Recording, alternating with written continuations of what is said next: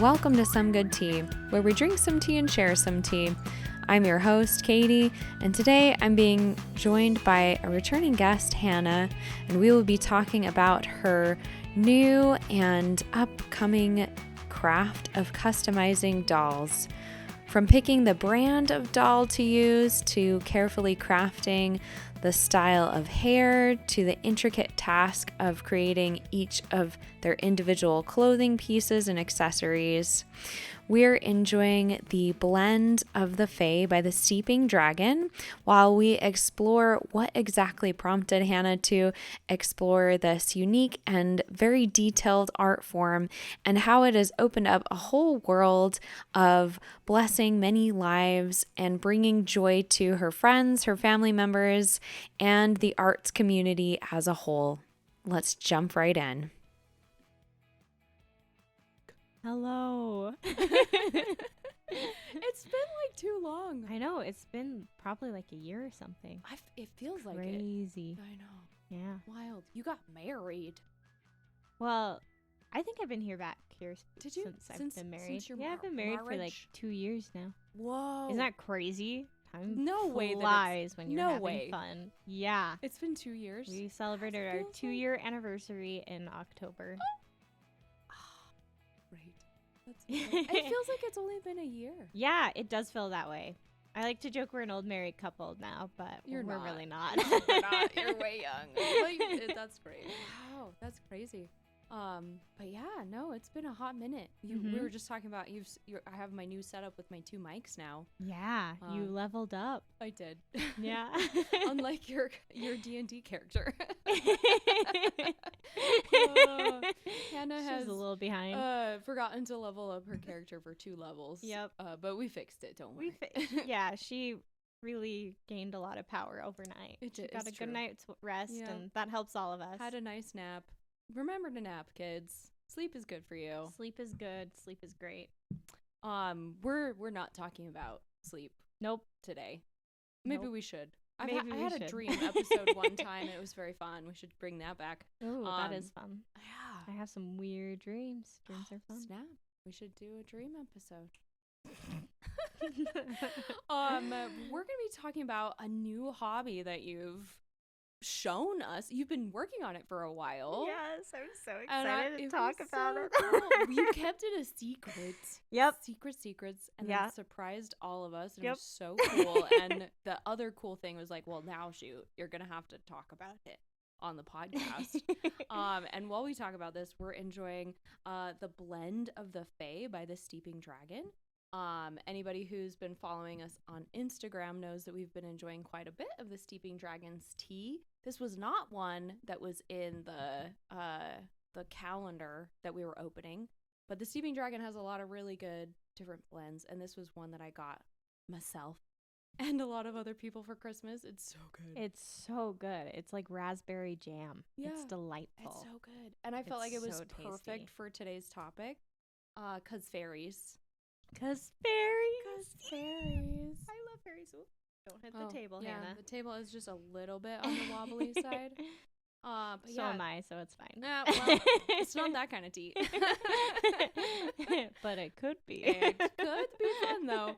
And we're gonna talk about this new crafting project that you've discovered, the customization of dolls. Yes. Which is so freaking I'm so cool. excited to talk about it. I'm obsessed with dolls. I wish I was less obsessed with dolls, but they're so cool. They are so cool. I appreciate, okay, so I'm just gonna be like really upfront at the beginning of this. I was the kid that my poor mom, she wanted me to like dolls so bad. And they weren't for you. I just wanted to run around in the bush and be a tomboy and play with the animals. Yeah. And the animal toys and be a tomboy also. And I liked Barbies if they came with a car or a little dog or a horse because I wanted the accessories. But I was a disappointment to my parents. Love you, Mom and Dad. And I would get these, like, you know, Barbies or dolls or whatever, and then I would play with whatever accessory they came with. because more than the doll. yeah, Yeah. yeah. But that's fun too. Miniatures. It was fun. They're fun. Yep, it was fun.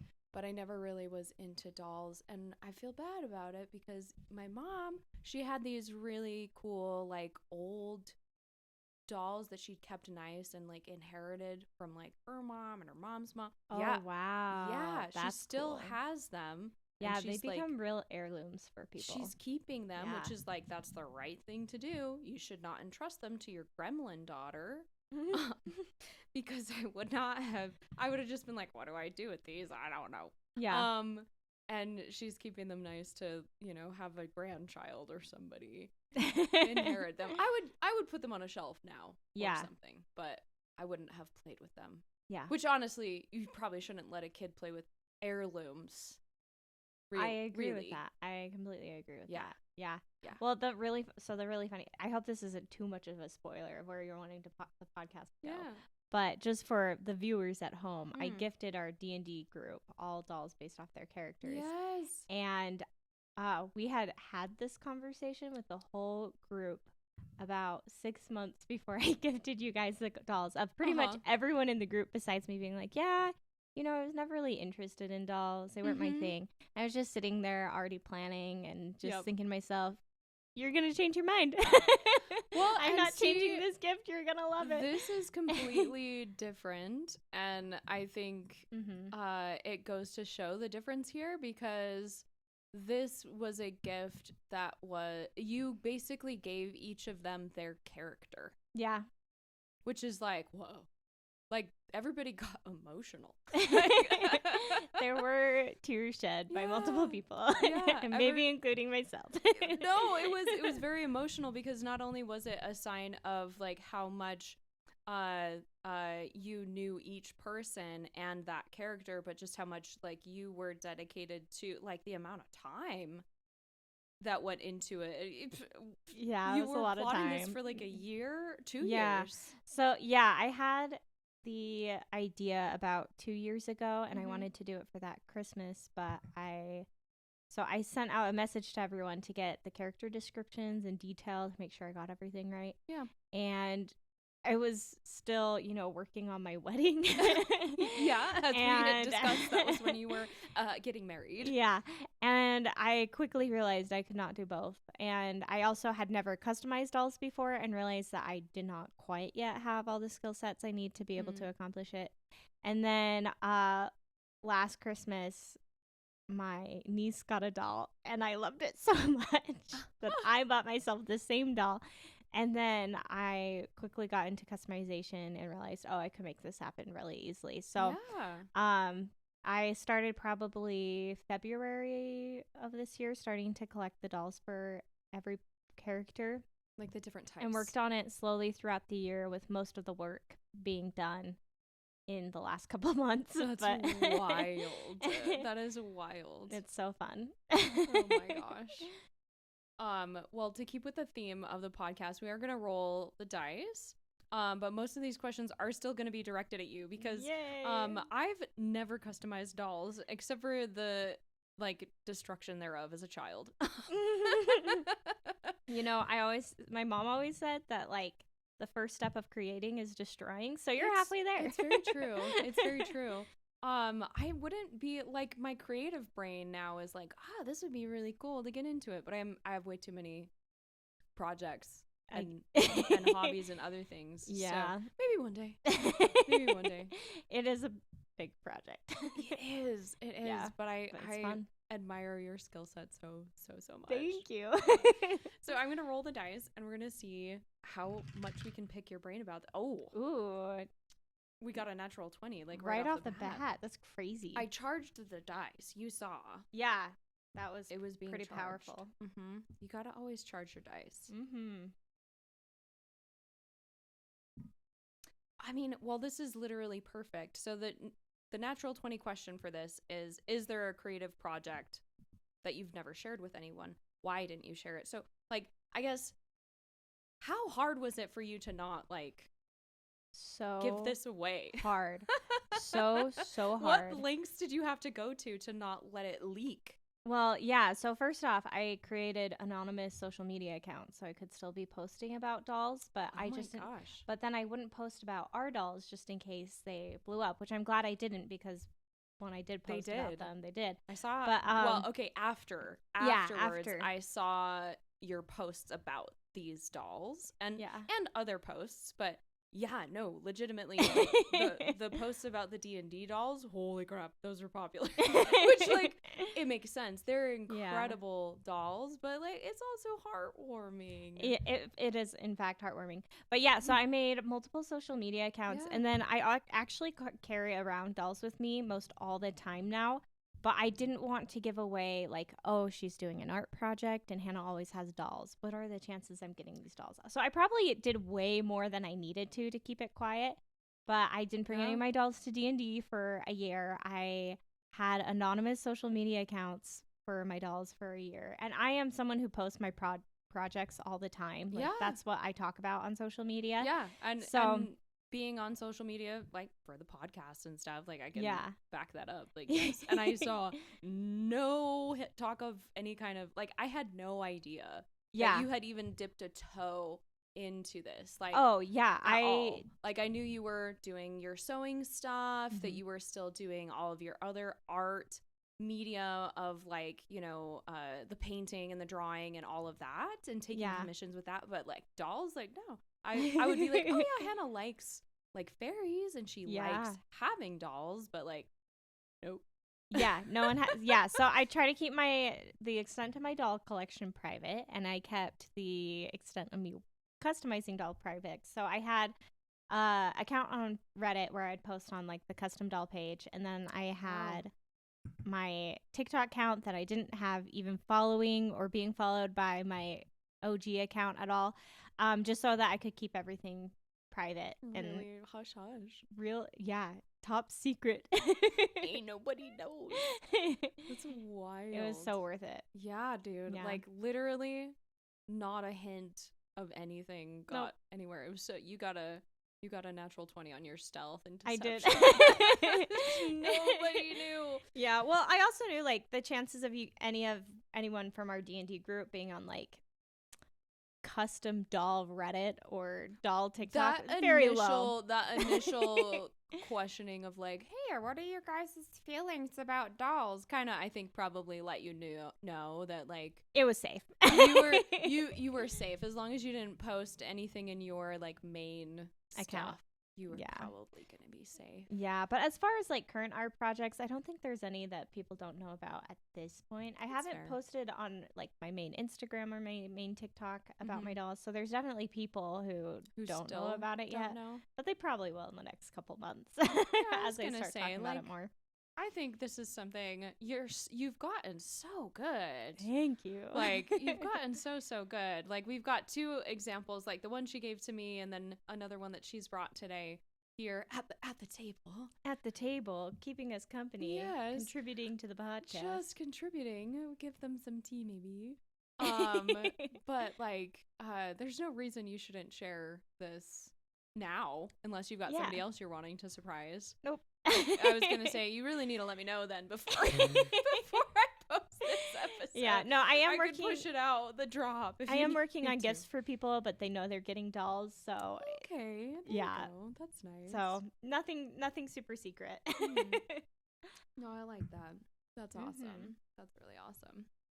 Yeah, especially with how, like, typically open you are about projects or things you've done before. Like, it's just the lengths you went to for a whole year. You know, I always tell people, like, I cannot lie at all, but I can just keep things to myself. So that's fair. If I have something I'm working on or something, like, I'm not ready to share with people as far as, like, projects goes and things, I just have to avoid talking about it completely. Otherwise I'll stop. It's just gonna start yapping. Yep. Come out. Yeah.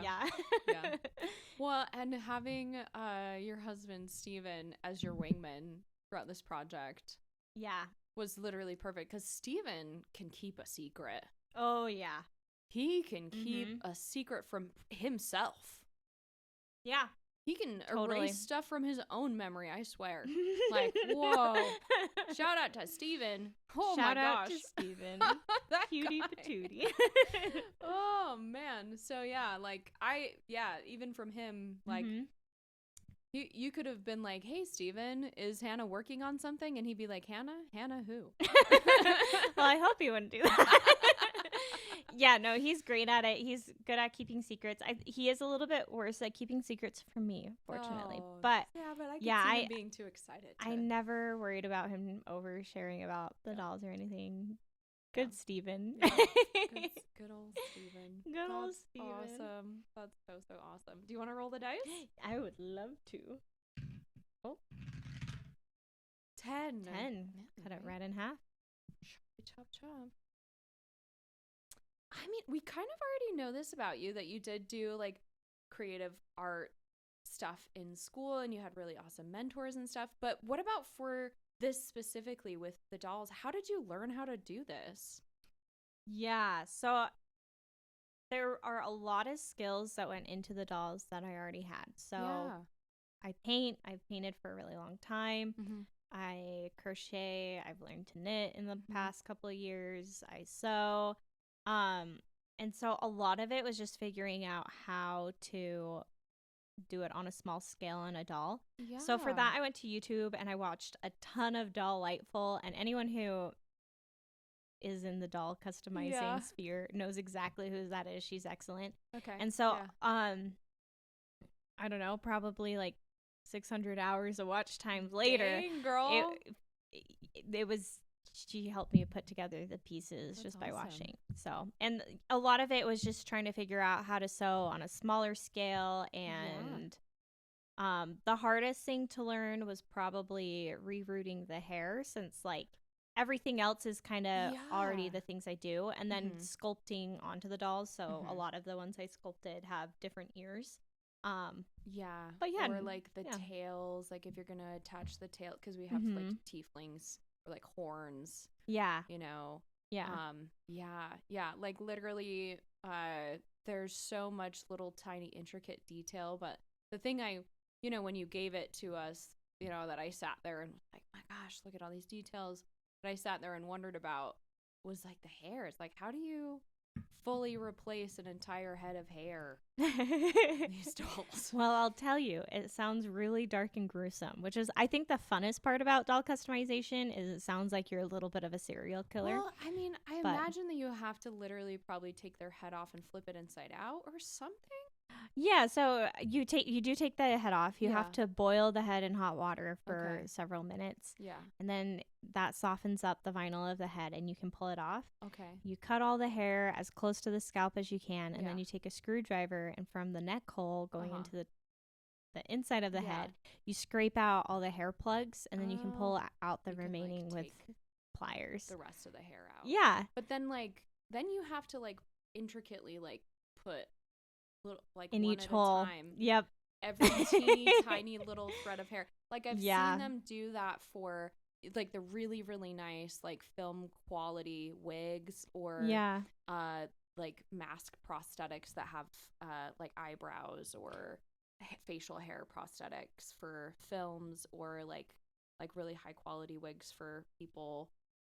They're hand threaded. Yeah. Is that what you did? Probably very similar. I mean, I'm guessing it's similar vibes, different technique, but you do have a needle that where the top of it where you thread the string through is cut in half, and then you can use that to grab a little piece of thread and stab it into the hole. So on the inside of the hair is a whole bunch, or of the head is a whole bunch of little strings that are folded over on itself that go in and out. And then you put a ton of glue on the inside of the head and it holds it all in there. So there's other techniques you can use, but that was the first one I learned, and it's, I think, the fastest from what I've seen. So it's the hair takes for sure the longest. So if you use yarn, it goes a lot quicker because yarn is just naturally a lot more full than the individual saran or nylon fibers of doll hair. Doll hair stuff. So, but a doll with, say, nylon or saran hair, those individual, like what you typically think of on like a Bratz doll or a Barbie doll. Yeah, like that your could classic doll hair. Yeah, that could take probably somewhere between 6 to 8 hours to finish. Oh my where a gosh. doll like Cerise would take probably about 4. So it really changes the 'cause time. it's not necessarily every single individual strand. It's already kind of in a little clump. Yeah, exactly. And there's different like techniques you can use. So for Cerise, I kept all of the yarn pretty like Together. for the most part together so that it looks like dreadlocks. Mm-hmm. But you can also brush it out and then flat iron it, and you can style it. You can style it. You can color it in different ways. So there's like other ways it can take a lot of time, but Cerise's hair, your doll's hair, which is dreadlocks, worked up pretty fast. Yeah, it worked out. That. Mm-hmm. You're welcome, I guess. For yeah, designing thanks for making a character that easy. way. Also, good job for picking a character that had dreads. Well, sorry for the other ones that you picked, I guess. Oh my gosh. Yeah. How? Yeah, so shout out to Delightful on YouTube for getting me through this project. I learned a lot from her. I mean, it sounds like it's a very useful resource. Mm-hmm. But yeah, we were talking just before we started the recording that this is like cosplay, but for like tiny. Yeah. You know? Yeah, it's like for sure. You have to do makeup, you have to do the outfit, you have to do the hair. Yeah, I think, I think that's the thing that I like so much about dolls is it's all my favorite things on my favorite thing. So I inherently love dolls. I've always loved dolls. Mm-hmm. And in high school, I got really, really good at doing different hairstyles and all that stuff.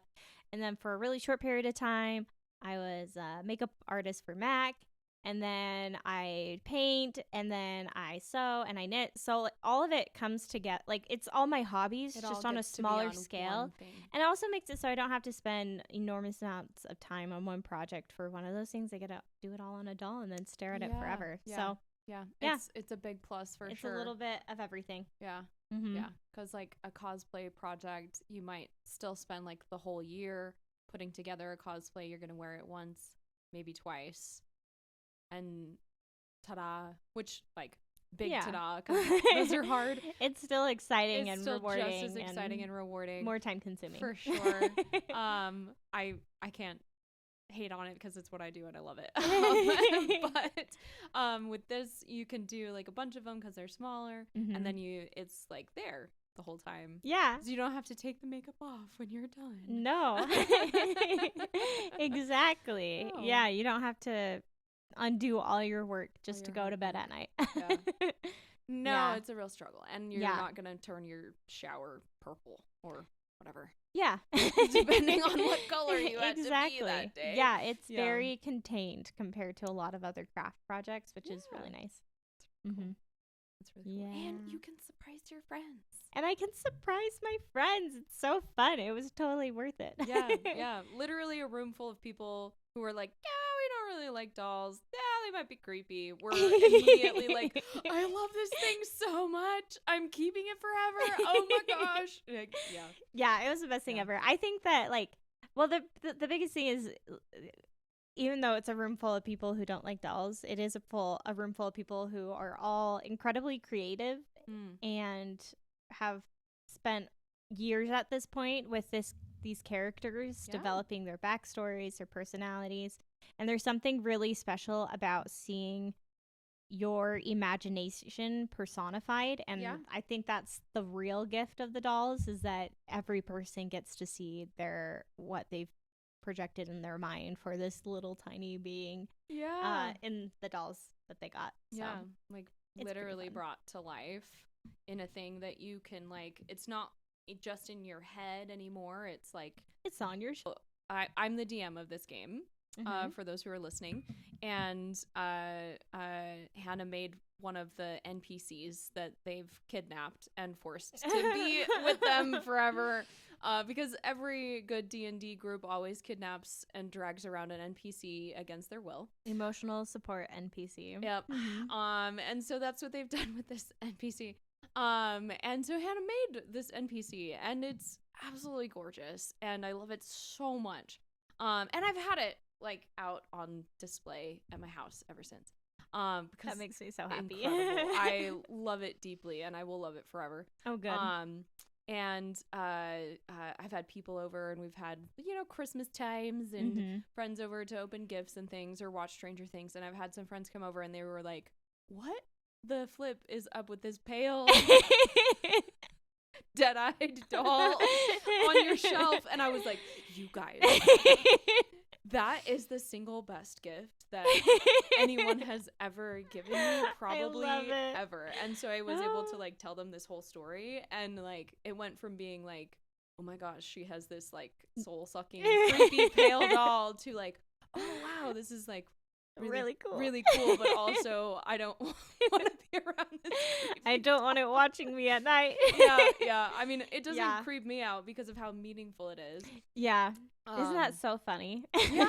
How that works. Yeah. But like normally I would agree with people that like dolls, like the porcelain dolls, they have it triggers uncanny something valley in vibes. you. Yeah. It looks like a friend but is hollow. Is not looks friend. Like friend is not friend. Yeah. Friend shaped, not friend. But like as soon as it crosses over into like it's meaningful, then it's not spoopy anymore. And so this will always be extremely meaningful, both to like me and also to our like group, so then it's different. Yeah. Yeah, it's but fun do I that agree it's a that set it's too. Yeah, do I agree that it's incredibly creepy to the right person? Oh yeah, 100%. Yeah. Well, especially Cerise, where he looks so angry, and like dead inside. I feel so proud that I got that. You captured his RBF, sassy so Scottish good. RBF. Yeah, he's got a really good RBF, and you did a great job. Thank you. That. Yeah, Thank you. Yeah, I loved working on Cerise. He's a great character in the D&D campaign, and his character design is just so interesting and cool, and it was really fun to work on. I'm glad you had fun working with that. Oh, good. Well, we still have time for a couple more questions. Do you want to roll the dice again? Yes, I love rolling dice. They are great. That's why I play D&D. Click clack math rocks. 18. Ooh.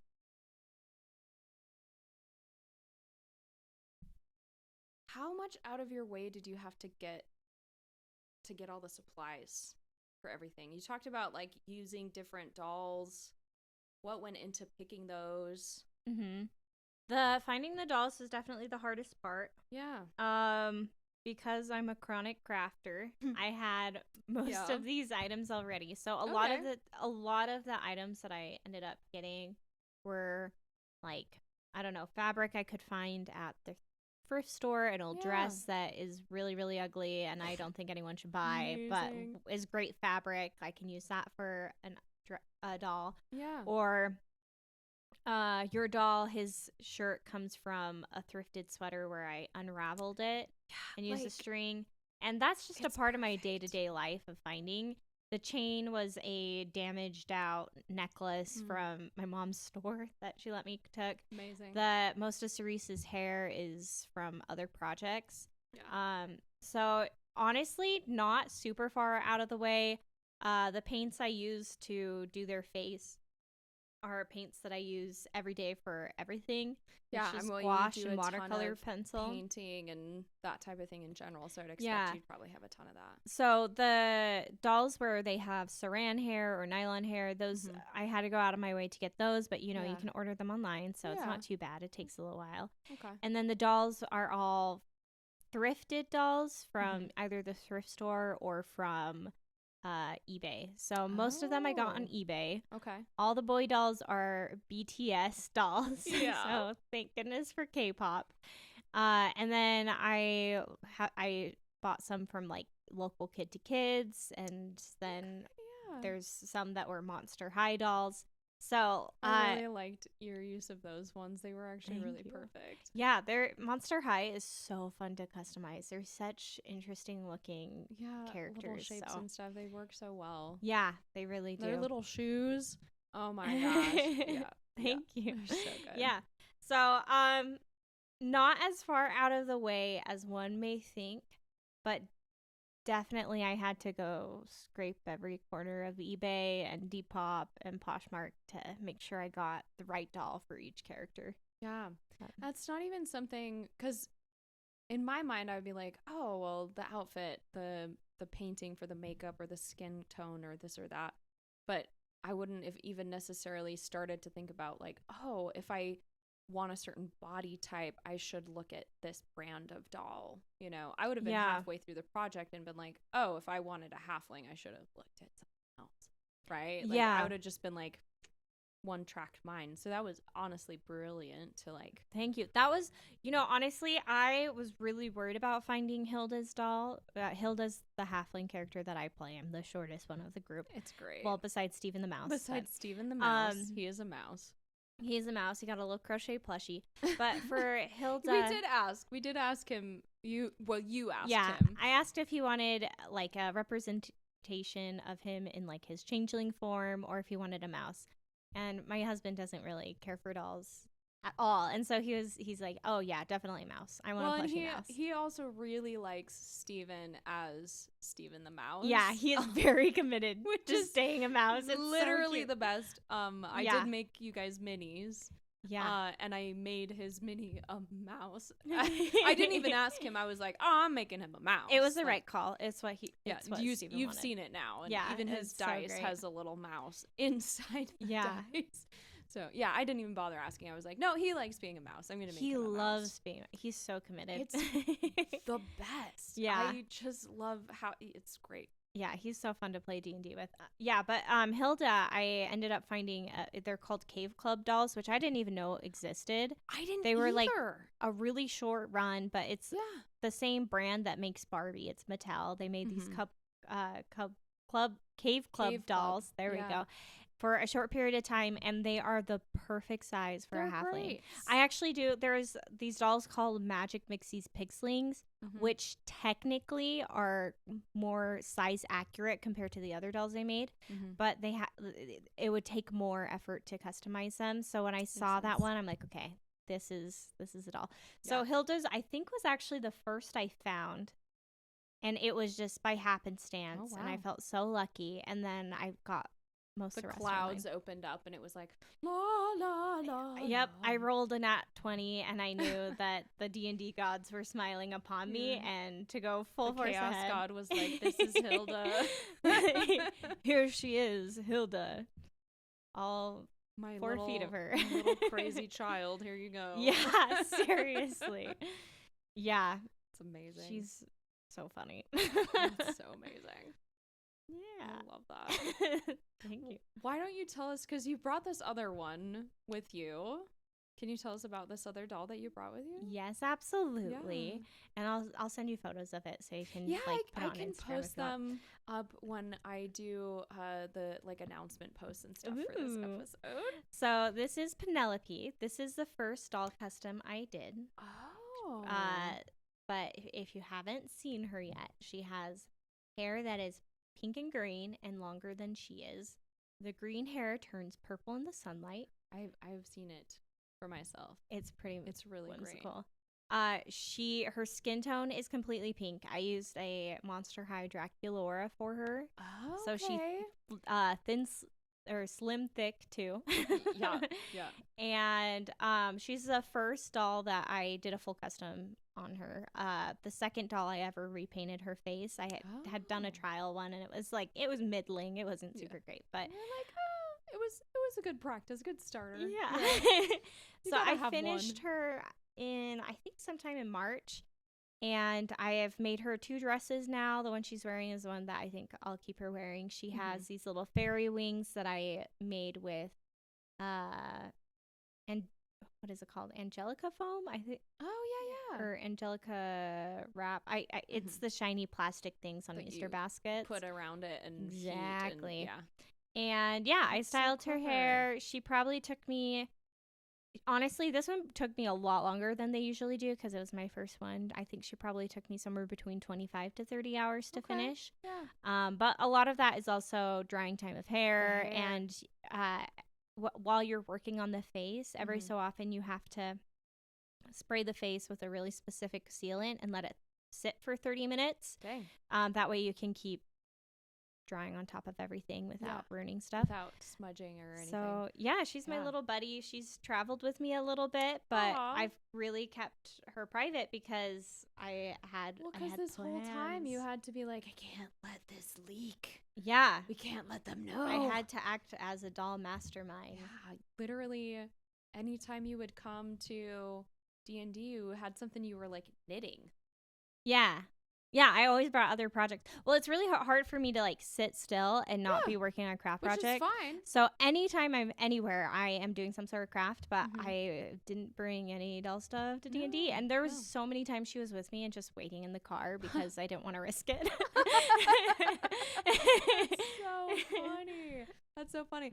Yeah, because like it was pretty common for it's pretty common for my players to have something like some little doodle or like you knit or something like that. So it's just like, oh, whatever, you know. Keeps my hand busy, when so my ears stay focused. You're working on something when it's not immediately your turn or whatever, that's fine. Yeah. Never at all did I ever see any sketches of dolls and like Pinterest boards. Like I see they exist. There are Pinterest boards. There are so many sketches. And there was nothing ever at my table. Yeah. I kept them on the DL. Yeah, you did. Yeah, you did. It's so fun. So fun. It's so fun. Ugh, so great. Yeah. So this is Penelope. My cousin named her, which is great. I couldn't come up with a name. She's like, I think she's a Penelope. And I looked at her and I said, yeah, she's a Penelope. So the next one I made after her, I made a doll really similar to her, also with color changing hair for my niece. So my niece has one. And I did one where the doll is painted all green and has this big curly green hair I made with yarn. So there's a lot. And then I have my D&D dolls, which I'm so proud of. Yeah, you should be. You absolutely should be. They are incredible. They are so incredible. I cannot wait to see your future projects and where you go with this. Thank you. I've already had people start asking for commissions. So I have finalized 2 customization plans and already got paid the deposits. Wow. So that's a big deal because I could only start posting about these a week ago. It's very true. It's very true. We had to keep it so quiet. Yeah, and I'm hoping this year I can start a YouTube channel with them. I'm not good with like video stuff, so we'll see how that goes. But it's definitely something that I think is going to take up my life for at least another 2 or 3 years. There we go. Like, it's so fun. It's so cool and unique. Like, I think you should go for it. Thank you. You should go for it. Especially with how it utilizes so many of your different skill sets all at once. Like, it's so cool. It's it tickles my brain in a very pleasant way. And I really am hoping that this next year I'm still trying to decide how I want to do it. If I want to just take commissions through things like Instagram and TikTok, or if I want to set up like an Etsy shop. But I'm hoping I can continue to do more D&D dolls because it's so like I love making dolls for myself, but there is something really special about taking someone else's vision and making it real. That's it stretches me creatively, but it's also dolls are something that I'm just really crazy passionate about. So it's a good combination. It just really tickles my brain. 100%. Yeah. 100%. Yeah. I feel like and there's certainly like other areas that you can branch into to bring people's visions and things to life in making these different dolls and stuff. But like it gives you the opportunity to bring so much joy to someone. Yeah. Right? Yeah. Like, I love seeing people excited about it. Yeah. It's so sweet. I feel like that's an area of the arts that sometimes we forget about a little bit. Like the amount of joy that brings to someone, where you have taken something that's so personal to that person and then like breathed life into it that wasn't there before. Yeah, totally. You know? Totally. Yeah. It's very rewarding, and it's really nice to see people connect with my artwork in a way that's really deeply meaningful to them. It's so fun. Yeah. I love it.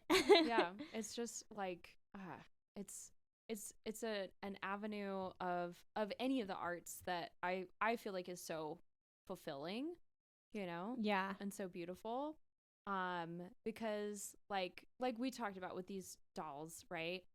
Before them, we all had this vision of what these people were like in our heads, Yeah. right?